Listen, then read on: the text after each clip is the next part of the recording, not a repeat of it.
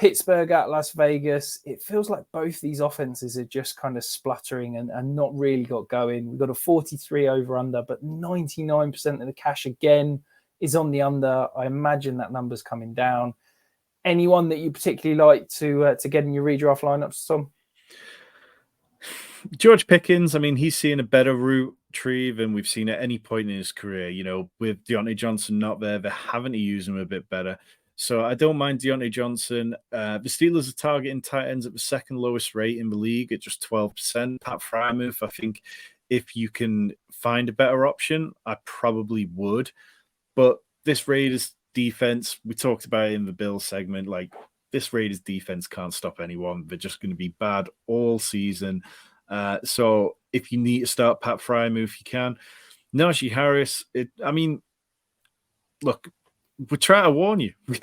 We said, so many of us said all offseason that Najee Harris, A, isn't good, B, Jaylen Warren is good, and C, that the Steelers aren't going to operate in a complete workhorse role like they have done in the past. So, you know, if you don't have a backup plan for Najee Harris, it's time to go and get one now because the gap's closing between them.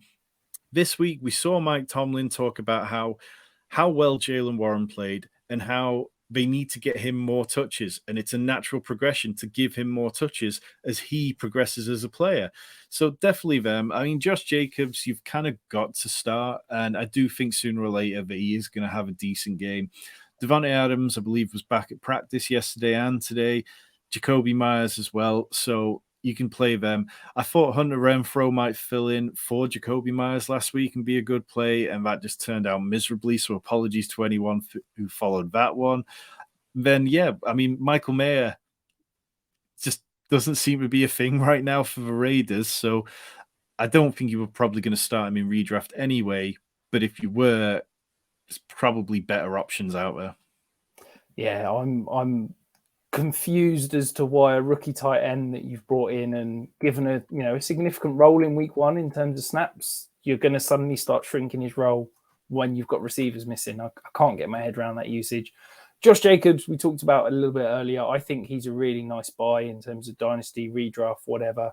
Probably not quite there yet, but I think he's got a nice little run of matchups coming. I think he could be a sneaky little one down the stretch.